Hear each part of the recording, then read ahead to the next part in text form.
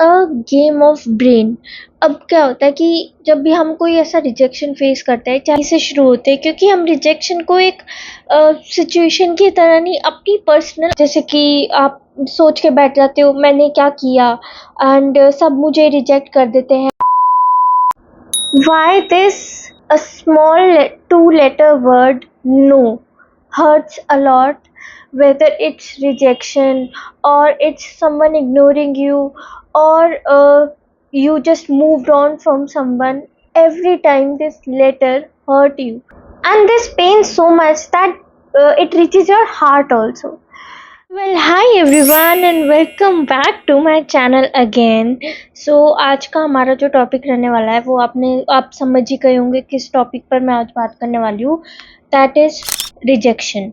So the psychology of rejection, क्यों ऐसा होता है हमारे साथ और हम उसको ओवरकम करने के लिए क्या कर सकते हैं. बिकॉज आज के टाइम में हर एक बंदे को ये डर अपने मन में रहता है कि रिजेक्ट हो गए तो क्या होगा. सो आज हम उसी के बारे में बात करें. वीडियो शुरू करने से पहले I would like you all to know that I am a career counsellor by profession and I provide one-on-one personal career counselling sessions also.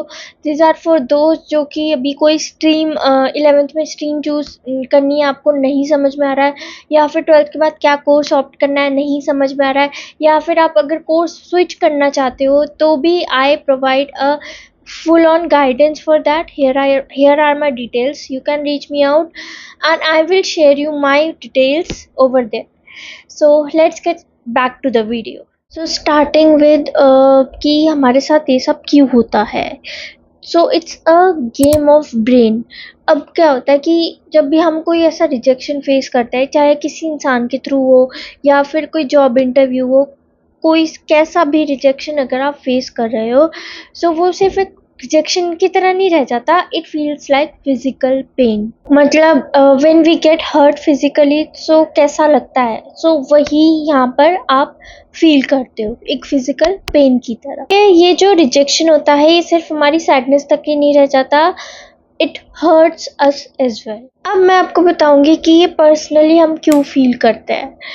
क्या होता है कि असली प्रॉब्लम यहीं से शुरू होती है, क्योंकि हम रिजेक्शन को एक सिचुएशन की तरह नहीं, अपनी पर्सनल आइडेंटिटी से जोड़ देते हैं.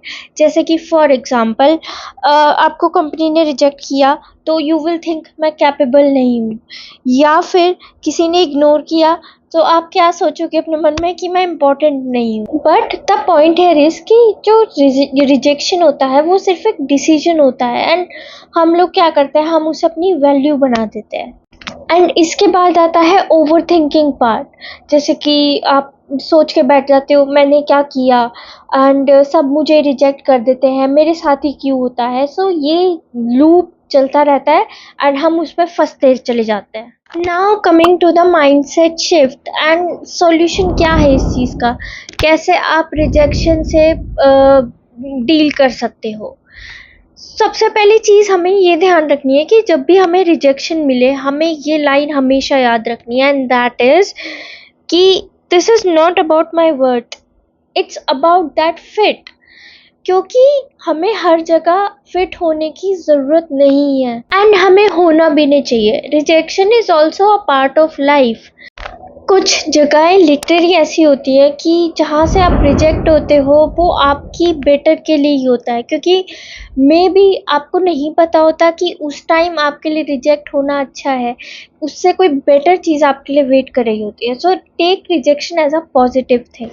That's all for this video. In conclusion में मैं इतना ही कहना चाहूँगी कि don't get disheartened every time जब आप किसी इंसान से या किसी भी चीज़ से रिजेक्ट होते हो, क्योंकि समवेयर एट दैट टाइम जब रिजेक्शन मिल रहा होता है आपको नहीं पता होता कि आपके लिए वो अच्छा है, नहीं पता होता है. बट एक लूप में जब हम फंस जाते हैं तो उससे बाहर निकलना मुश्किल हो जाता है. So keep this thing in mind that कि अगर कभी आपको रिजेक्शन मिल रहा है so that is for your own good. Take it as a lesson and just move on. Because कहीं ना कहीं जब आप उस चीज़ को होल्ड करके बैठ जाते हो तो it will affect your mental health definitely.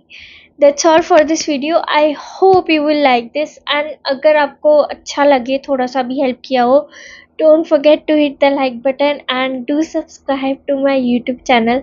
I will see you next time with another interesting topic. Till then, take care. Bye bye.